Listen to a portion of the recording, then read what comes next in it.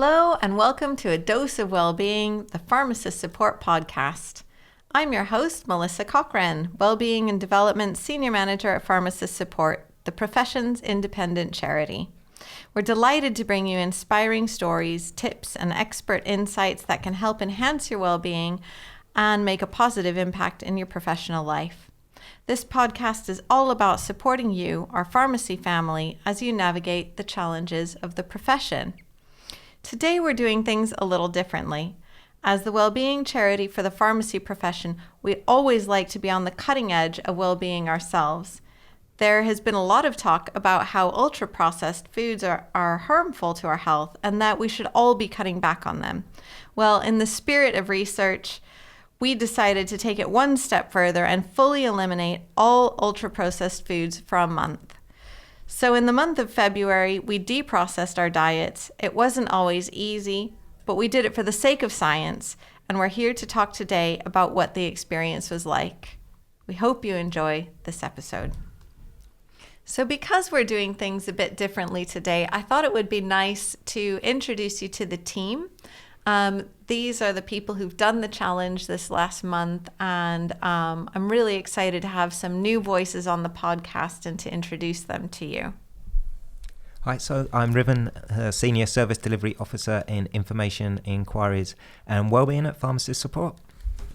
Hi, I'm Rowena and I'm the Senior Services Delivery Officer for Grants. Hi, I'm Jo and I'm the Service Support Manager. Hi, and I'm Danielle. I'm the Chief Executive of Pharmacist Support. That's great. Thank you very much. And I think everyone's going to love being able to hear from a more diverse group of people and what our experiences have been. So we'll go ahead and dive in. Brilliant. So we began this journey by having a meeting in which we looked at what processed food is and what the effects on health can be of eating processed food. So was there anything from that meeting that inspired you to take part in the challenge? I think for me, it was understanding the difference between ultra-processed and processed, because I just thought processed meant bad. Like anything processed, anything that's, not an apple up the side or something like that was really bad. And actually, I realised I probably didn't have as much ultra-processed food in my diet as I thought I would. So that was really interesting. So did it make it feel a bit more manageable, realising you weren't probably going to have to overhaul everything? There were like some tweaks you could make that might get you there? Yeah, absolutely. I thought I'd not be able to eat anything, and actually it wasn't the case at all. Brilliant. Okay. Yeah, I think I was overthinking it initially, and I was panicking, thinking I was just going to have to ditch everything in the cupboard and start from scratch. But as you say, when you actually, take the time to look more closely at, sort of ingredients that you've got or, foods already in, some of it was okay to still eat. It didn't have to just go to raw vegetables and water. Right. So I think I'm still learning. Obviously, it's quite a minefield, isn't it? And I think at the moment it's all about different oils, good oils, not so good oils at the minute. So yeah, I think I've still got a long way to go, but I do, obviously feel a lot more confident now. Brilliant. So, yeah. Brilliant. Okay. So I was really inspired by the chat you gave us, Melissa, and I realised that I needed to start taking control of the rubbish I was eating. I fell into that rut of convenience food and just eating snacks a lot, and it just really opened my eyes up that I am in charge and I can make changes. I've not jumped all in, but I've started to make small changes, which has made me feel better about myself. Oh, that's brilliant. That's brilliant. I think for me, it was a combination really of that meeting and your excellent gut feeling workshop as well, which really sort of, I suppose, started me on this journey really, and looking into the work of like Chris Van Tulliken more and things like that, and just really having an understanding of, the potential symptoms ultra processed food can cause, physical and mental health symptoms, and how we're really not designed to kind of eat these foods, particularly because they're such a new thing. And I think it was a little bit sort of slightly the opposite of Danielle. Like, I thought I had a good diet, and it was only looking at this in more detail that I realised just how many things that I thought was part of my healthy diet actually contained ingredients that would be considered ultra processed foods. So once I'd sort of started looking at that, if I had any doubt that I wanted to give this a go, I was like, no, that I really, really want to give this a go, because, you know, I thought I was really good, but yeah, there was lots and lots of things that surprised me. That's great. And I wonder, once we all started, what was particularly difficult? And if you found something quite difficult, did you find workarounds for it? So I started to make small changes, and I'm looking at this as more of a journey for me, to make these small changes. So I would eat the rubbish crisps, the chocolate bar, I had a Kit Kat every lunch, I had a Coke Zero every evening because I only drink water in the day. So my Coke Zero was my luxury, and the bread I would just eat. I was amazed at what was in bread. It really, really shocked me. So I do find it really difficult not having that Coke Zero. I think I had withdrawals. It sounds really sad. I had withdrawals. I found myself craving for the can of Coke. I haven't touched one since we started it, and I don't need it. It's full of rubbish. But I did find it difficult. I love a Warburton slice of white bread. Yeah. But I've moved to sourdough. The one you recommended, Melissa. You know, I've moved to this sourdough bread. I don't eat as much bread. I'm not missing the Kit Kat. It was a habit. I'm a creature of habit, so I had a habit of eating a Kit Kat at lunch, a bag of crisps at lunch. So it's just helped me break down those things I thought I couldn't do. And doing it as a group has made it easier for me, and people checking in on each other, and you all encouraging me as well.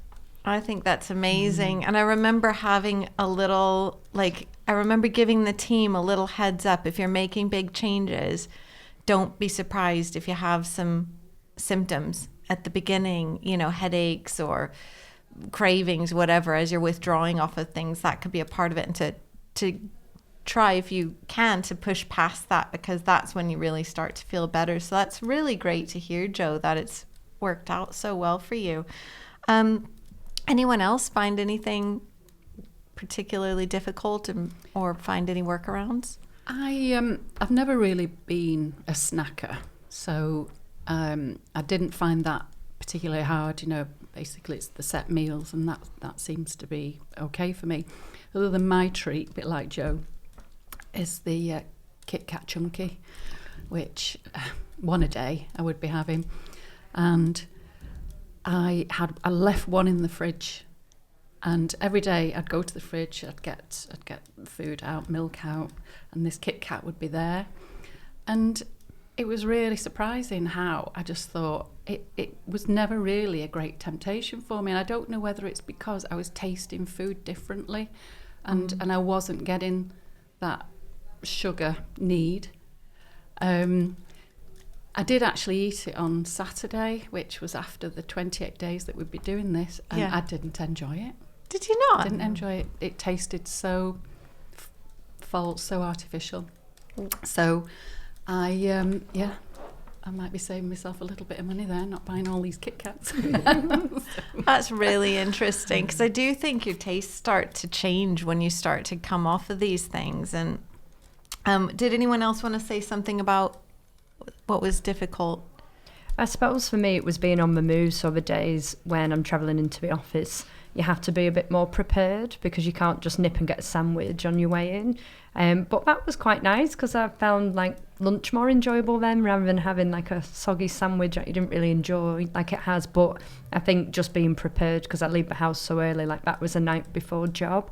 So that was quite a change to think, right, I need to do that rather than just grabbing something. So I think there is an element of that preparing, but I think if you're prepared, then it helps because you're not tempted to eat something you shouldn't. That's brilliant. Yeah. I think, for me, the one I was worried about was bread, because, I do love a bit of toast, bit of bread, and as same as Joe, just was so surprised, and I never really paid a huge amount of attention to what's in bread, and particularly when you look at things like Tesco's finest 100% wholemeal, you know, you just think, well, guys, currently can have sort of 3 or 4 ingredients in, isn't it? You know, nice wholesome thing, and you look at it and you're just like, wow, what is this stuff? And then just looking around and saying, but this is all like that, you know, what am I going to do?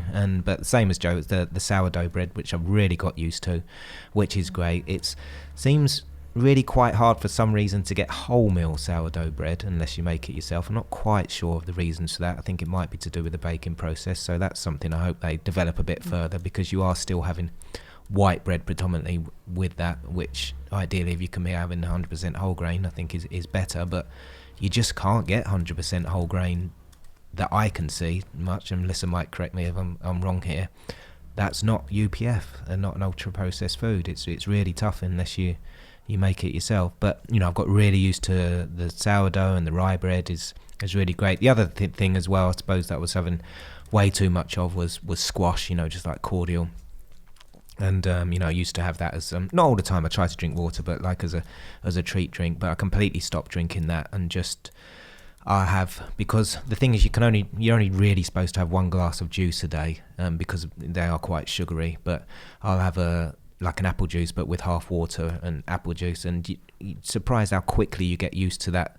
When you first have it, you think, oh, this tastes a little bit diluted, but after a couple of drinks, it tastes like a squash. You know, you're so used to it, and then you have the juice on its own, you're like, wow, that's really, really sweet. So you can really get used to it, and I now sort of have that as a treat drink, and it's funny how you get used to treats and almost prefer them, you know, on a UPF diet. When you know, like Ro and Joe has said, you know, you're constantly eating Kit Kats and things like that, it almost takes the treatness out of it, because you're just doing it all the time. The more you spread things out, you really appreciate, like for me, almost like my apple juice mix, like my weekend drink, and I'm like, oh, this is a real treat, and I'm really, really kind of enjoying this. And that's one thing I did notice. The more you sort of don't have those sort of sugary things all the time, you really appreciate them on the odd occasion that you do have them.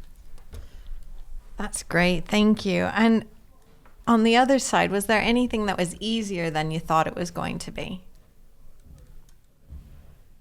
I think the crisps thing, I am a snacker, unlike Ro, I am a snacker. And I thought it'd be so hard, but I have found alternatives. Popcorn, Marks and Spencer's ready salted chipsticks, they've got nothing in them. And I've just recently found some peanut butter crisps, which are called Bumba. And so I'm trying to find alternatives to those snacking. So I'm not depriving myself of what I like, but I'm not putting so much rubbish into my body. That's brilliant. One thing I've started doing is when I peel any vegetables, like say for a Sunday roast, personally I like leaving the skins on mash, but my daughter is really fussy, like mash has to be without the skins. So I peel the potatoes, and I've started saving the skins, and I just put a bit of olive oil and salt and stick them in the oven, and they're absolutely delicious as like homemade potato skin crisps. So that's one thing I've started doing and really, really enjoy it. And you can do it with, you know, like when I peel parsnips, I'm keeping the outside and putting them in, and same with carrots. So that's one thing that I've discovered that's been a really super discovery. And my daughter, one of them really, really likes crisps.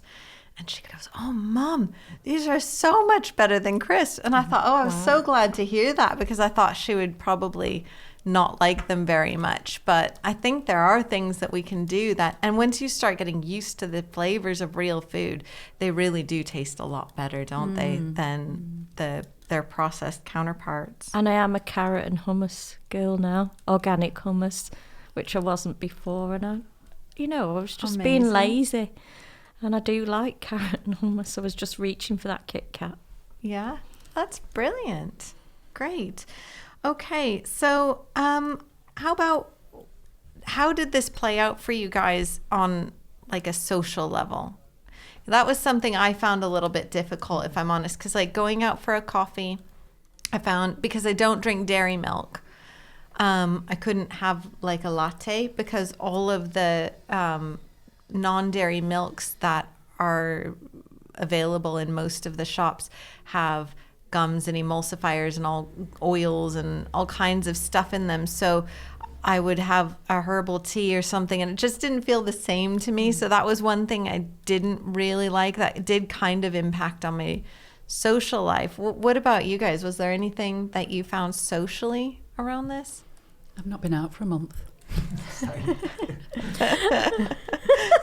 That makes it easier. It's really easy if you don't leave the house. It's fine. It's absolutely fine. No, I've been the same as Ro.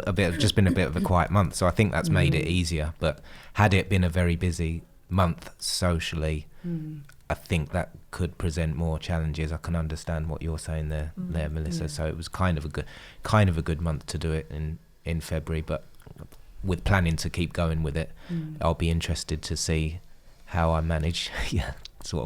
With more social engagements.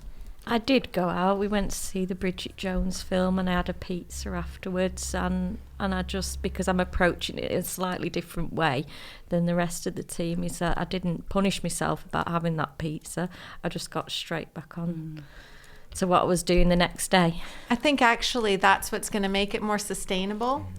Because if we tell ourselves we can never eat any of these things again, and it ends up meaning you can't go out, you can't do this, you can't, like, you're never going to follow it, are you? So I think if you see it as something you mainly do, but then with these occasions when you just think, well, once in a while is fine, I think that's probably the way to keep it going.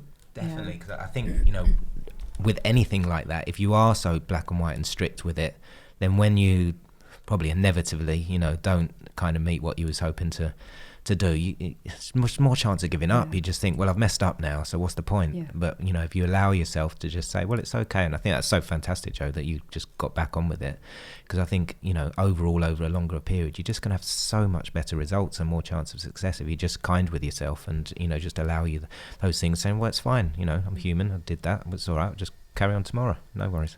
Well, February was the worst time for me because it was my birthday in February. Oh, no. So I did find it a little bit hard. But one of the things I carried on was, me and my husband did dry January, and we carried it on into February. And I think doing that alongside it really helped, because I think, when you've had a glass of wine or you've had a drink, it's much easier to grab those foods that are easy to eat. And actually, I always crave them a little bit more. Yeah. So I think that kept it a little bit easier. I did have my birthday off, so I'm going to say, like Joe, on my birthday I did allow myself to eat some things, but I suppose when I was very conscious, even when we went out for a meal, of what I might pick on the menu, to like, what's the best thing on this menu that I can have, because I often find with anything like this, if I switch quite quickly and I've been doing something, then it really affects me. I feel quite unwell if I suddenly start eating something I wasn't eating, so I was a bit mindful of that. So I was just trying to make better choices, even though I didn't know what was in those ingredients. I was trying to, I was conscious of it, so I thought that was helpful. That's great. That's really good. And one thing I found, there's a coffee shop I like to go to. It's a little local one. It's not a big chain. And I was talking to the owner, and I just said to her, I'm on this challenge, so can I just see which milks you have and what the ingredients are? And none of those were ones that I could have, and so I had something else. And then the next week I came back and I brought a little bit of my own milk from home, and I asked her if she'd make it with that, and she said, oh no, yeah, I can, but I've bought this other milk. Aww. And so it had actually inspired her to go out and find a dairy-free milk without all the ultra-processed stuff. Mm-hmm. And that was brilliant. I just felt so good, like, she took that on board and made a difference straight away. And that made a big difference for me. So that was lovely. A nice thing to find. So when we started, we said we were going to be looking at a few different things to see if it made an impact on our health. So we were going to be looking at sleep, energy, overall health, skin, weight, and then if there was sort of any other health benefit or change you might see. So I just wondered what you guys noticed in terms of health and those metrics. To be honest, I didn't see a great change in myself physically. I did lose weight, but I think that might have been, obviously I'd been on holiday 3 weeks prior to starting this challenge, so possibly it could have been holiday weight, My sleep, I've always slept well. I can have a strong coffee just before I go to bed and sleep. It doesn't affect me. What I have noticed is I sort of periodically get contact dermatitis, and it's just small patches around the elbows, on my hands, around the knuckles, and I'm usually reaching for the steroid cream to obviously keep it at bay or sort of eliminate it temporarily. But what I've noticed is, and I don't know if it's the fact that I just cut out as much processed sugar that I could, that it's the fact that the lack of sugar is not feeding is it a virus, contact dermatitis? I'm not sure. So I'm really intrigued that if I continue with this, eliminating the UPF products, how it's maybe long term is going to help me with regards to this. I'd rather not be using steroid cream, but there's times when it's just so awful that I've got no option.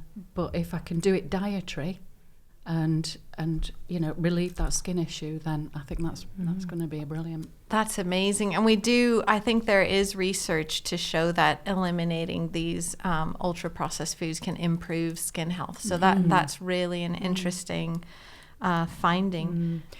Interestingly, that was the main thing that I found as well. Similar to you, Ro, I sleep pretty well.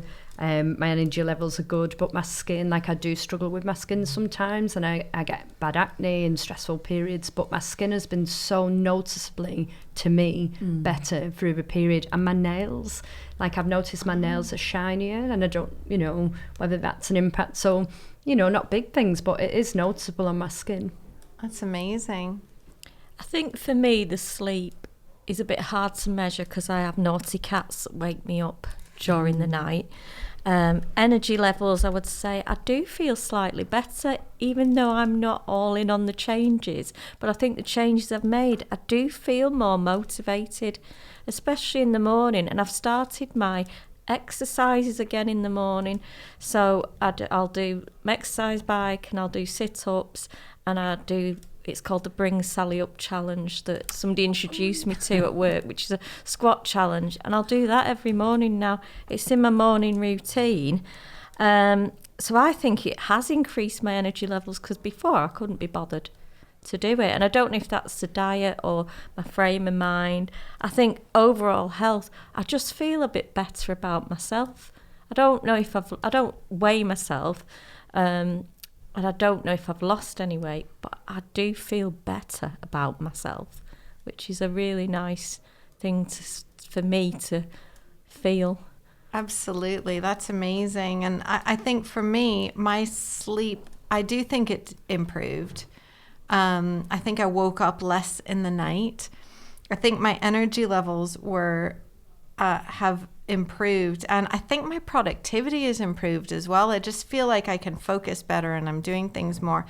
And it's interesting to me because I didn't actually make massive changes. I was already doing a lot of this, but I didn't go, I thought I was a label reader, but there was a lot of stuff I wasn't reading labels on. So for example, tins of beans, I was amazed at how much extra stuff they can add to those. So I would be more mindful about what I was buying, maybe buy the organic ones, because I noticed that those didn't have the additives that you might find in other ones, or you can sometimes find some non-organic ones too that don't have the additives. But so it's things like that I was doing that were really the changes I was making. So I found it interesting that I saw changes based on that as well.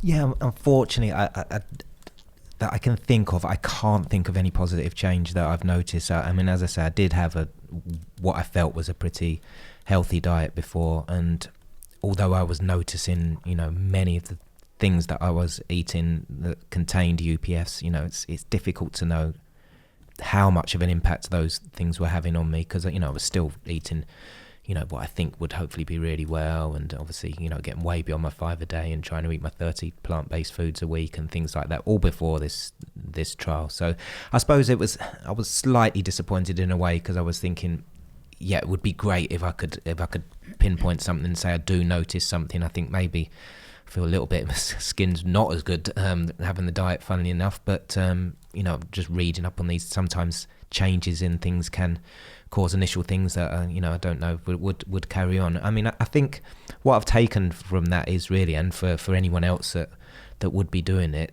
don't get too disheartened if you don't notice any of the positive changes. If you're going into it, read about it, look at what UPF means and what it could be doing to you long term and things like that, because although I've noticed no kind of physical or mental health benefits that I can think of, it is good to think that you're doing something for your body and potentially doing something really good for the long term. So I just don't want, it's not put me off. I definitely want to carry on with this as much as possible, probably being a bit kinder to myself, if I do need to eat things. And there's things like going on holiday where I'm probably thinking, maybe I need to introduce a few UPFs before I go. So when I don't go out there, if I eat something and it's such a change that I start feeling ill or something like that, you have to think practically about these things. But overall, I definitely want to continue with it. I'm really, really keen to continue it. And that's coming from someone that, if I'm honest, I didn't see any benefit from it. So, don't just focus on the immediate benefit. Think about, probably the good. I mean, I would have thought, I know they keep changing their mind about things, worst case scenario, I can't see that this should do you any harm given the evidence that's emerging at the moment. I think that's a really good point, that we're not just doing it for what we feel right now, but we're kind of investing in our future selves, aren't we? Because we do know, well, the research is coming out sort of fast and thick at the minute, but it does seem that they're leaning towards saying that ultra-processed foods can contribute to certain cancers, inflammatory conditions, autoimmune conditions, all kinds of things. So, yeah, I think you're right, Riven, that we don't want to be looking at this just at, like, what is this doing for me now? But it is also about what is this doing for future me? And for the planet potentially as well with these foods. I think there is quite a lot of evidence of how these things are created, and if we're eating things a bit more naturally and better produced. So that's something that, well, I think lots of people probably are quite keen and passionate on.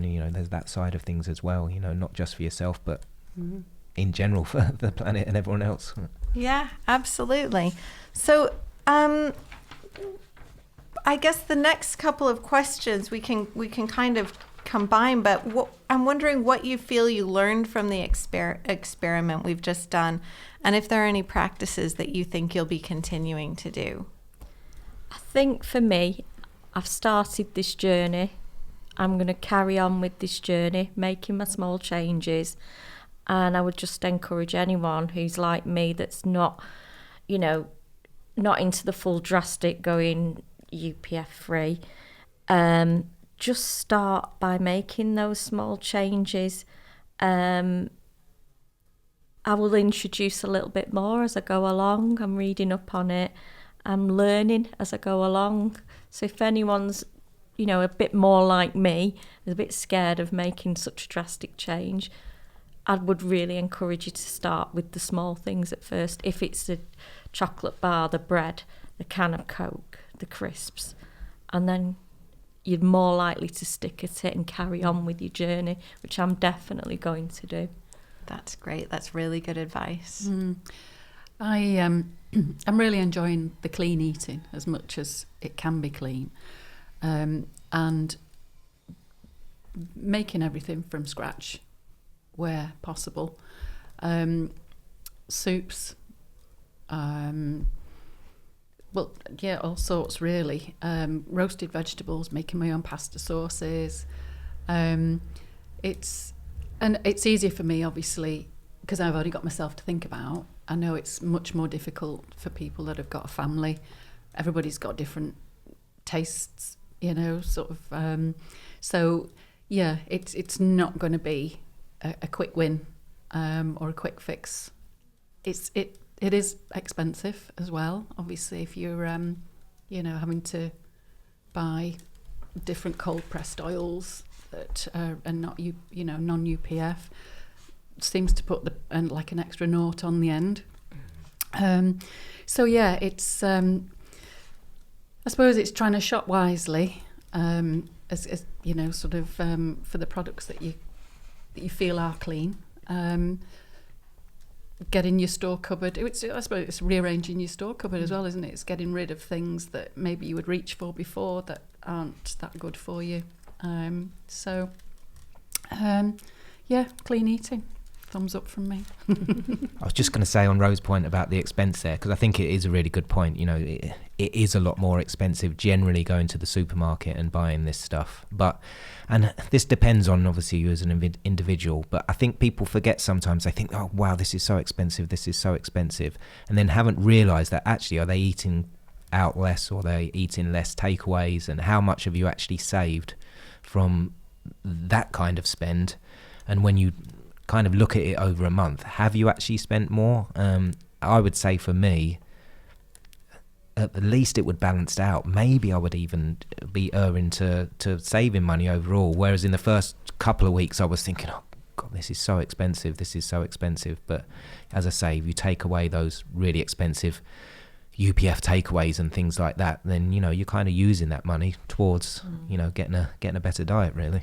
I think that's a really good point, because like I mentioned earlier, not getting that sandwich on my way into work and having to food prep's always a lot cheaper, isn't it, if you're making in bulk, and that's what I've kind of been doing a lot more of, so that's been really good. And Ro, you mentioned family, because it is hard, because then you become really conscious, and I think for me, what I've learned is it's easy swaps as well. Like you mentioned, Melissa, you can pick up one can of beans and another can of beans and they look the same, but they're totally not the same. And there might not be that much difference in price. So just being mindful, I think probably my family have, you know, ended up on some of this journey with me without even knowing, because it's just that easy swap. So I think, and when you become mindful, you start to feel a little bit guilty, thinking, you know, I shouldn't be letting my children eat all this stuff. So just being a bit more mindful has been really good. Yeah, that's brilliant. Okay, and so does anyone here have any advice to someone who's interested in starting about how they could incorporate some of these changes into their lives? I think from me, you can start doing this. If I can, who was probably like eating so much rubbish, I think anyone can do that. Don't punish yourself. If you feel like going into your daughter's room while they're away at university and eating 9 Cadbury's Heroes chocolate out the tub, you've done it. Forgive yourself, move on, start again. And if the full no UPF scares you, just do a bit of reading and make some small changes initially and see how you go. I found it really amazing just even looking at labels, and I really put down things that contain so much rubbish in it, and I was really surprised how much food does contain all these horrible ingredients. So even if it's just starting being mindful, looking at labels, that's a change that will make you, you know, possibly do things differently. Absolutely. And that's what I was going to say. My biggest piece of advice is just labels. Just look at the labels. And if you're not sure what something is, it's probably an ultra-processed ingredient. That's where I would advise people to start. Just go with things that you know are actual food. And there are a lot of easy swaps, like Danielle just said. If you're looking between buying 2 different things, you can often find one that is fine. Okay, great. Any last thoughts anyone wants to share? I do think it's been easier doing it as a group, because I feel like there's been that supportive network and sharing recipes. So Melissa, like you shared how to make some really nice popcorn, and just little things like that I think has spurred me on. And also I've been mindful of it because we've been doing it at work. Like I couldn't have come in with a processed sandwich because everyone would have been like, hang on a minute. So I think, you know, having that a bit of accountability helped me a little bit, because I was just thinking, no, I shouldn't, because everyone else is doing it. So I think that's been helpful, doing it as a group. Yeah. I think the accountability is a big one for me. sometimes I have Melissa's voice on my shoulder going, leave that alone, speaking in my ear, which is good for me. I know it might sound funny, but it does make me stop and think twice before doing something out of habit. I'm not really hungry, so why are you doing it? So yeah. Sometimes I have your little voice, Melissa, on my shoulder. Gosh, I'm traveling more than I realized. That's brilliant. So, well, thank you everyone for coming today. I know it was maybe a little bit outside of your comfort zone to come on the podcast, but it's been really fun to have new voices and new faces here today, and I hope that it's good for our listeners. It's been such an eye-opening journey eliminating ultra-processed foods from our diets, and we hope that hearing our experiences inspires you to think about things a bit differently and to see if there are any areas you could de-ultra-process your diet. If today's podcast has resonated with you, you'll find further well-being information, videos, and online content on our website and on our Wellbeing Learning platform, which is available to pharmacists, pharmacy students, and trainees for free. You may be interested in our Gut Feeling Nutrition for Mental Wellbeing workshop on our Wellbeing Learning platform, which can help you with understanding and beginning to make changes to your diet that can benefit your mental health and well-being. For further information on our support services, please click on the How We Can Help link in the podcast description.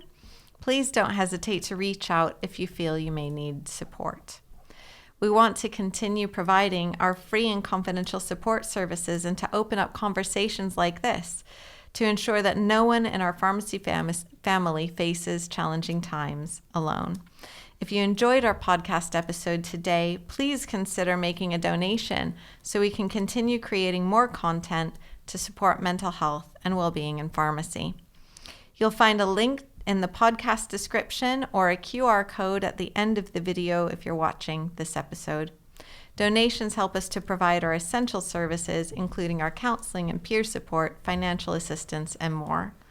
Thank you so much for listening, and we look forward to seeing you again at our next podcast.